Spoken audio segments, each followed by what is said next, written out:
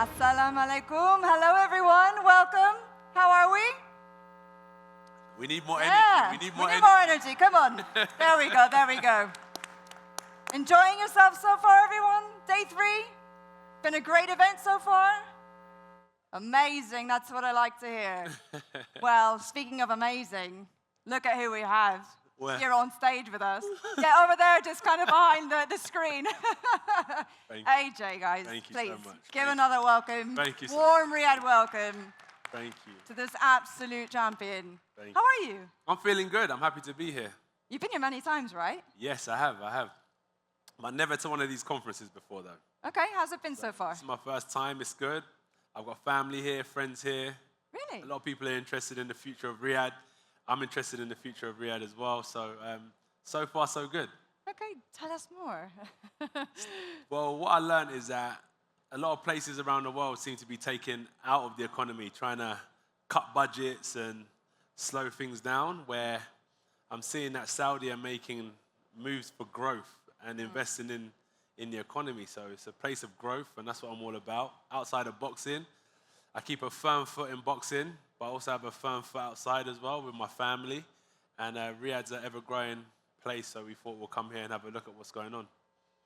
Speaking of that, it's really fascinating just how your life has kind of developed in the ring and outside of the ring as well. You're now not just a legendary boxer, but you're an entrepreneur, you're a philanthropist, you inspire so many different people, you're an icon, you transcend sport in many different ways. You're obviously still active. I'm sure you imagine you still have a fair few bouts left in you, I would think, right? I feel good. Of course, you feel good. Still throw it. Please make sure they don't come my way, okay? Having said that, though, Yeah. how have you made that transition into those other realms in parallel to your boxing career, and how have you found it so far? So it was challenging because I never wanted to be in sports. It was never my dream. Really? No, it was never my dream. But with boxing, it's an industry where there's no institution. So you don't join an institution where they showcase, this is your HR department, this is your legal department, this is your accountancy department, and so on. So with boxing, I had to go out there and I had to hire everyone independently. So as soon as I got into professional boxing, I realized I was stepping into the realm of business as well. So Smart. yeah. And there's so many stories where sports people, look, we've done, or they had done really well in their sports and they get rewarded. Like anyone who does well in business, they get rewarded, whether it's dividends or bonuses. And then it's what you do with those things. And, you know, you want to take care of your family, you want to take care of your community, you want to take care of your friends. And you also need to take care of the government, you need to take care of associates. So all of a sudden, that bonus starts shrinking. And I wanted to make sure that I had my head on my shoulders. I didn't get carried away. And that's why I thought I'd get into, not into business, but I would start looking into ways to invest, but safely. Safe investments, yeah. So I think property is probably a safe investment, providing you invest in prime locations. I mean, you're in the perfect place for investing in real estate. Yeah. And I absolutely want to expand on that, but very briefly, you said boxing wasn't your dream. So what was your dream then? For me, it was about entrepreneurial mindset. So it wasn't like I was focused on one avenue. Okay. I was researching different avenues, whether that be like gold, property. So you already had this in you from day one, almost from the beginning. You always Yeah. knew that eventually your life would unfold in this direction. it To a sounds degree, like. yeah. So construction was big because what I realized is I'd done a construction course at college. So I was a bricklayer.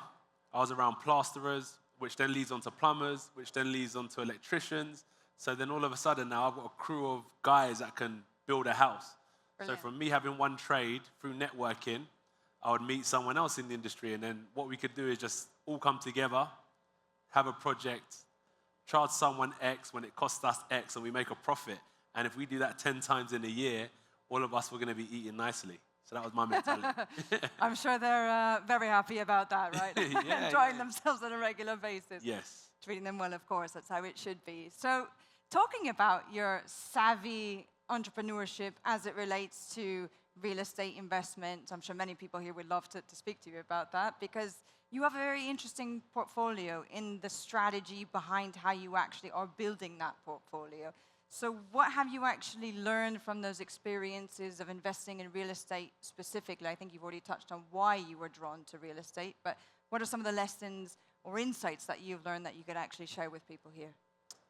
Oh, well, I can only share, well, from a sports point of view, I learned that no matter how good you're at sports, in the real estate world, people don't really respect you. Really? Interesting. Because Why is that? there's people that have been long-standing customers or clients of estate agents. So someone like myself trying to get into the industry, they like what I do as an athlete, but I don't have a track record as an investor. Okay. Yeah, so you have to earn your stripes in that industry the same way I did in boxing. I had to earn my stripes.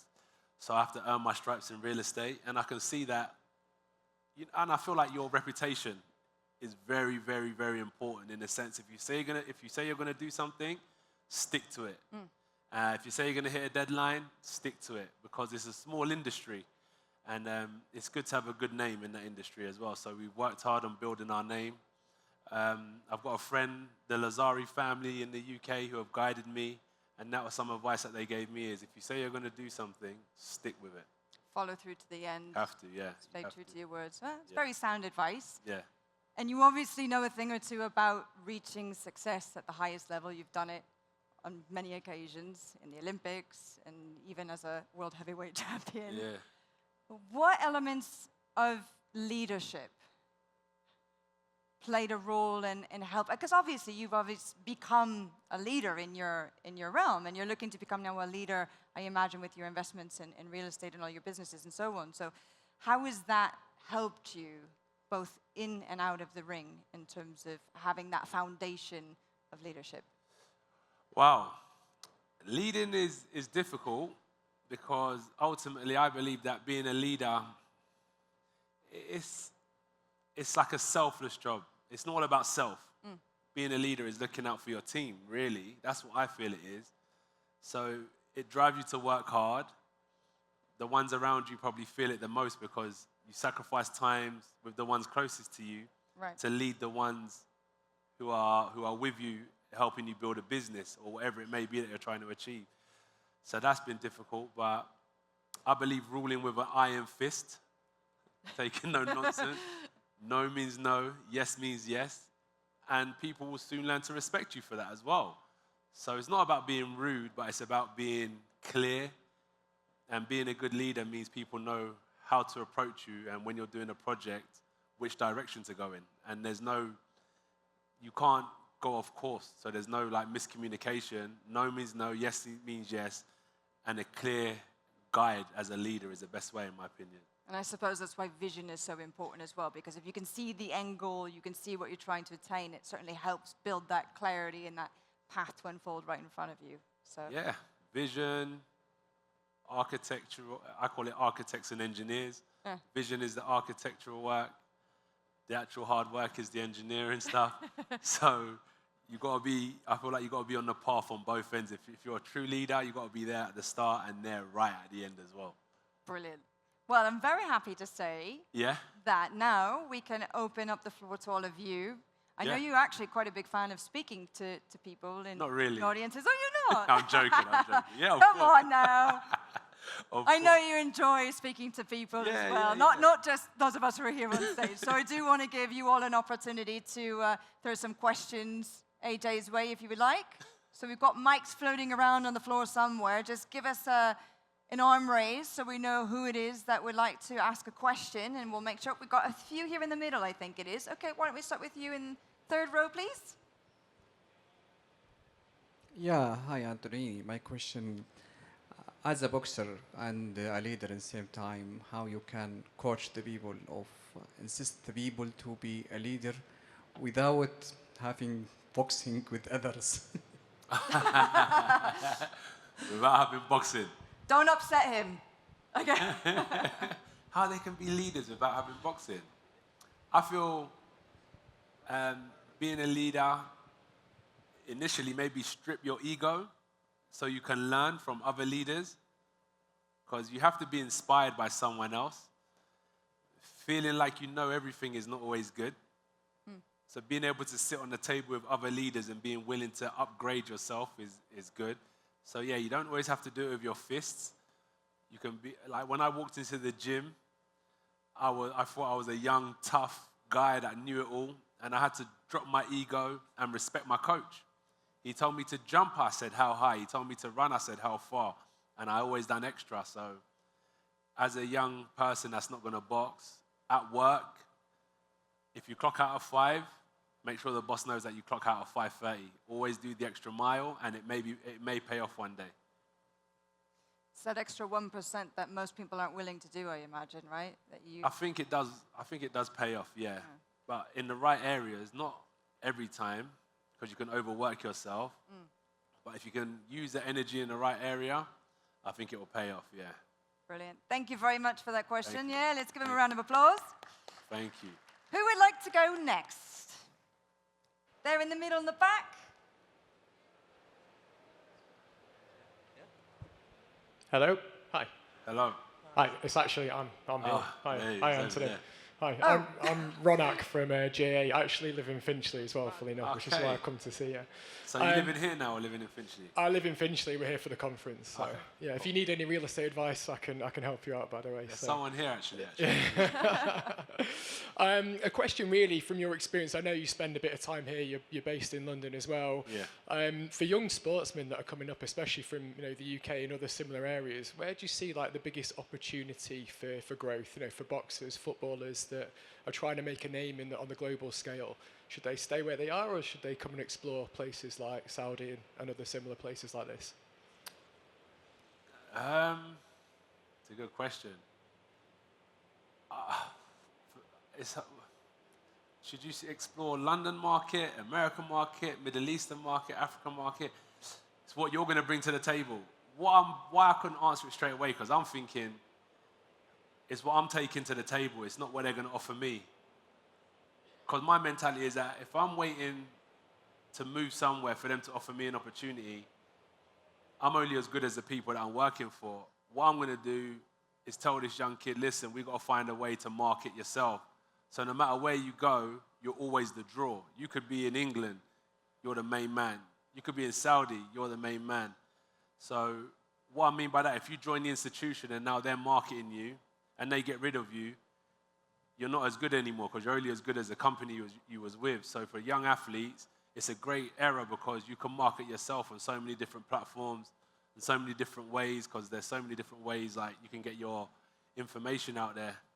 So I'll tell them, jump online, the World Wide Web, get your message out there, find ways to go viral by doing the right things. Collaborations are always good. And that way, when you go to any market, you're going as an institute yourself. So I'll say, then with that, every market's good. It doesn't matter where you are, every market will be beneficial to you, in my opinion. If that makes sense. Did I answer your question? Yeah, it did. Thank you. I'll tell my kid because he's a big fan of you in boxing. So I'll pass that on. Thank you. Yeah, mate. so market yourself. Any market you go in, you're going to be a juggernaut, I feel. Thank you. And Thanks, tell your Anthony. kid hello as well. Thank you. Will do. Cheers. Thanks. Brilliant. Thank you for that. Come on, a little bit more energy here. There we go. Much better, much better. All right, now I believe it's the turn of that gentleman right there in the middle. Hello, Hello. Mr. Joshua. First of all, it's an honor. I'm a really huge fan of you. Thank you. That's one. Where are you second, from? I'm from Lebanon. Oh, Do you know nice. Lebanon? Of course, yeah. Thank you. My name is Omar. Nice to meet you, Ahmed. Nice to meet you, Joshua. My question is, how do you stay in that mentality, the sharpness, keeping your performance and the way you perform? And just want to hear a little bit from you. About your mindset, your performance, and the goals you set, the high standards you set. Yeah, the high standards that we set. Okay. So I choose to listen to certain things that motivate me. So in the morning, I like a military mindset, so I could just type this in the search engine, how to create a military mindset, because even today, I was tired. But because of the subconscious, the mindset that I've been creating, I decided to get up and I wanted to make today fun. So the mindset I have is that no matter how tough it gets, we're going to keep on marching forward. No matter how much rain there is, we're going to keep on marching forward. So I start this from like being at home in the morning when I'm getting ready. I have YouTube playing with things that are going to motivate me for days when I'm not so motivated. Yeah. So these type of things help me, and in that sense, maybe prepare for a rainy day. Prepare for when things aren't going so well. Yeah. Because the natural order of things should be, God's on my side, I'm going to move forward. That's the natural way of my life. I'm going to move forward. So what I'm going to do is prepare for a day there's a bit of turbulence. And if I can get through the turbulence, I'm going to keep moving in a good trajectory. I don't want to move in a direction where I'm going here, I'm dipping, I'm back up. Always up. It's too much. So I just prepare for days where it's not so good, and that way the turbulence doesn't affect our trajectory of moving forward. And I do that by listening to the right things. Probably 6 days out of 7 in a week, I make sure I'm training my mindset for tough times. Because it's going to happen to all of us. And even if it doesn't happen to me, it might happen to my son, my nephew, my cousin, and they might need advice from me. So I'm going to be able to be there to support them as well. So always here training myself to push myself through turbulent times. What do you do? What's your strategy? First of all, I wanted to hear that military, leadership skills you have. For me, it's basically either I wake motivated, and if it doesn't happen, just sticking to discipline. Sticking to the plan. Yeah, sticking to the plan. Loving the duty I have. Loving every day waking up at 9. Yeah. Going to the same people. Respecting my manager. Doing my duty. Yeah. Supporting family, etc. Loving the duty is basically being disciplined for me. But you enjoy what you do? I'm a real estate agent. You enjoy it? Yes, I'm still new to it. I'm Yeah? in the training process. Good. Yeah, I studied in Istanbul, Turkey. Amazing. Yeah, it was This is amazing. where her family's from, she told me. Yeah, nice. So you say maraba? Merhaba, nasılsın? Good Thank luck. you God Thank you bless. so much. Thank It you was so an much. honor. Thank you for having Thank us. you. Brilliant. Thank you. Love that. Is that how you say maraba? Merhaba. Marhaba. In Turkey, anyway. I Yeah. think here it might be slightly different. Marhaba. Right. I think we've got time for this one more. Somewhere over here? Who's got the mic? Sorry, it's a little difficult to see with the lighting, but okay, over there. Perfect. It's okay. Hello, my name is Maha. First of all, I just want to say that I believe in commitment 90% and motivation 10%. And I wish to be a leader, actually. Do you? This is one of my biggest dreams. You want to boss people around? Yes. Go and get me a coffee. I want to give the benefits more than Okay. being a boss. However, I like boss brand. This is boss. And actually, I just started the training in kickboxing. Wow, let's go, champ. However, it's really hard. It's so hard. I'm not, I cannot do fast You're building. kick. You build. Yeah. My question is, I face some hard or some difficulties when I want to lead a group of people. Yeah. I believe that I should choose the people who I will lead.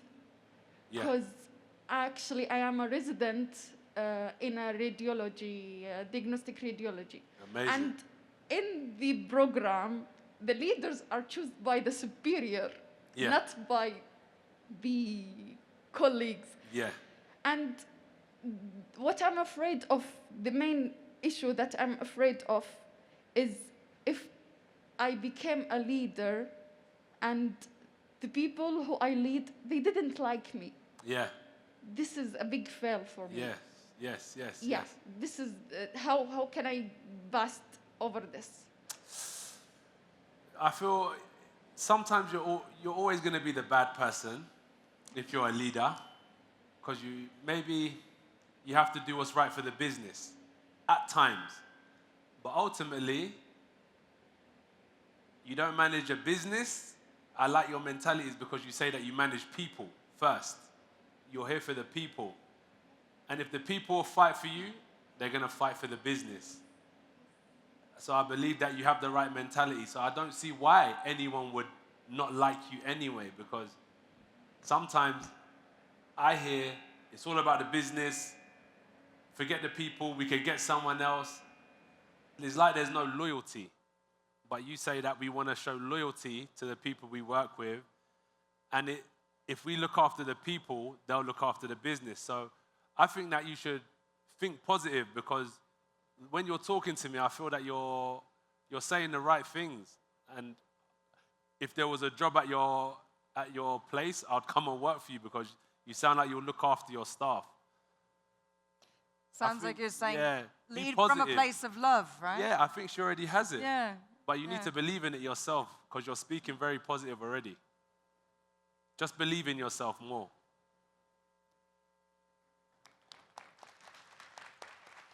What were you telling me just before we came on stage? Be the best version of yourself? Because nobody can be better than you. There you go. Love it. Okay, one more question. Woo! Now everybody shoots up their hands. Okay. Let's see. I'll let you pick. Who should we? Who should we He pick has on? the mic. Yeah, he's got the mic. Right. Oh. Hello. Hi, you right? Yes, thank you. My name's Anthony, Ah. ironically, from England, Nottingham. Nottingham. To be exact, yeah, Nottingham. Nice to meet you, Anthony. Nice to meet you. You're in real estate? No, I'm not. I mean, in the UK, I do children's homes. Oh, amazing. And I work in adult lovely. care homes. So I consult on that basis that, they set up that for children in the UK, and then they look after the most vulnerable with quality care, basically. Amazing. So the question is, I've also been in sport, football myself. Always been part of a team. Yeah. And I know you've been part of a team in boxing, Team part GB. of a team in your own business life. Yeah. I just want to ask, and it's kind of a spin-off on the last question, is how do you deal with conflict within your team as a leader?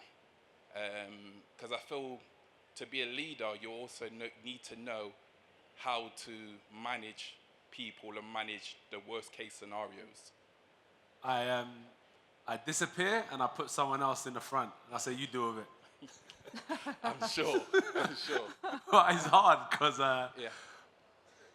I'm not on the ground 24/7, because I'm a full-time athlete first and foremost. I have an interest in business, but I've got a good team. But if I was to be there and there's conflict, as the young lady said, we're managing people, and it's always important to understand people's character. So first and foremost, having conversation. Some people don't like confrontation, but I believe having good open conversations help a lot. And that way there's no miscommunication. As I said, if you're going straight, we're going straight. We're not going left, so there's no miscommunication. Confrontation is always going to happen, always, especially when you're around smart, driven people. But communication, constant communication. So yeah, how to avoid it maybe is having daily catch-ups with your team to avoid, sometimes if you leave things a week or 2 weeks, they can start veering off in a different direction. So if this is answering your question, to avoid it, instead of how to deal with it, I would probably try find ways to avoid it from happening in the first place. And if it's something that's happening in business, I'll try and have catch-ups every morning with the right people to avoid anything going off course. So that way we're dealing with things in advance. We're more proactive than reactive. If we have the time, I'll set like 15 to 20 minute morning Zoom calls or board meetings in the morning with my team just to go over what we're trying to achieve and make sure everyone's on the same path. Is that something, does that answer your question or not? Definitely, really, oversight is the word. Oversight, yeah. Oversight is the word that I got from what you're saying. How would you deal with it? Generally, I guess for me, it's been oversight. It's been understanding from a therapeutic side that even though we're dealing with adults, we still have to have that therapeutic approach, the same way we'll deal with children. So is this adults in the care home? It's children in the care home, so these will be 7 to 17. The care industry in the UK It's large because there's a lot of children in the UK Oh, that so this need isn't care so much homes. on a supervisor level. This is like people that are actually you're working with, like youngsters. Working with youngsters, well, generally I work with the managers that oversee the homes. Okay, so you're but trying to obviously speak to them about how to deal with. how to deal with their team. So they'll have okay. a large staffing team. They'll also Yeah. have vulnerable children that Yeah. have suffered trauma in their Yeah. past, behavioural issues. Could be you say. stressful for them. Could be stressful. Yeah. So we have an input to have a therapeutic side. Yeah. More like, or could be include mediation It's into tough. the team. So I think it sounds tough. yeah, it's very tough, but it's very rewarding at the same time. So how would you deal with that? Because there's a few layers, and even with the kids, to get through to them is another layer, right? Yes. Yes. How do you? What's the successful thing that you've done in the business that's worked? Not saying it's going to work for everyone. Yeah, correct. I would say seeing the change in a child, that was age 13 that suffered trauma, neglect, malnourished, I would say, Is it? Yeah. and probably been a part of gang culture and crime in the Yeah. UK, coming to a home pretty much not settled very well at all, Yeah. didn't get education, behavior-wise damaged. That's how they took out their frustration, basically. So the okay. damaged building, they Yeah. would assault staff. Yeah. And pretty much over a year, having that young person with no education, which is called NEET in the UK, to go into full-time education and outstanding Yeah. school, engaging in the community, Yeah. engaging back with family members, Yeah. and then also returning back to the family members is the Oh, ideal. Returning. Have they returned, or they're They, gonna? they have returned. They have, amazing. So just our success story is to return, is to have Yeah. the children return back to their family Yeah. members, obviously working with the family members beforehand, Yeah. before they do Yeah. return. Yeah. Oh, so you create the whole 360. Correct. You guys are amazing. Thank you guys you. are amazing. Thank you. And credit to the care worker who worked with that child as well. Yeah, most definitely. Yeah. Yeah. Congratulations. Thank you. Bravo. Brilliant. Thank you very much. From one Anthony to another Anthony. I hate to be the bearer of bad news, but we do have to exit the stage. We have to exit. now. So thank Is you it- very much Thank to you so everyone. much. It really has been No, such a privilege. So we and a have privilege. one final Oh, we question. do? Oh, Just surprise. one final question. Just joking with you. It's a surprise one. Nah, And sorry, the lady in the yellow. We've got to go. Sorry, I didn't get the memo, so. A very quick question, I'm joking. Anthony. Yes, how are you? You know, very soon, Yes. Sam Altman predict that AI is going to be a little bit smarter than human beings. Yes. So we're talking about leadership here today Yes. in one of the most visionary country in the world. Yes. So what do you think? How can we cultivate leadership in the world where humans need to live in harmony with our robotic friends? Thank you. Well, I feel like we're living amongst, we're integrated with intelligence now, more than we even imagine. In order to live in harmony with these smart robots, as humans, we have to get smarter. So many passwords, so much security, everything is interlinked. It makes my mind go crazy. And I've realized the only way to live in harmony with artificial intelligence, with robots, is for me as a human to get smarter. Because I don't think the robot is going to come down to my level. I think I have to go up to the robot's level. And I think that's the only way for us to improve. For example, our grandparents, our parents, we know they struggle with all this technology. How do you send this message? Or how do I watch this video? And you're thinking it's so basic, but this is the way the world's going. It's up to humans to improve. If humans was doing everything right, we wouldn't need all this artificial intelligence. We need to step our game up, I feel. And it's a challenge for humans. What do you think? Oh, can we get her mic back on, please? I think it's a good proposal, and we all need to learn from you. Be a great sports person first. No, And- not sports. Not sports. Business-minded first. But I think humans, we need to get smarter. Maybe they should introduce some tech knowledge or intelligence into colleges, into universities, into schools, so the younger generation can become more savvy. Not even sports. Sports is actually detrimental because when I go to training, I disconnect from the world. We don't really watch TV. We don't really go on our phones. We train, sleep, study, repeat. And we do this maybe 6 days a week.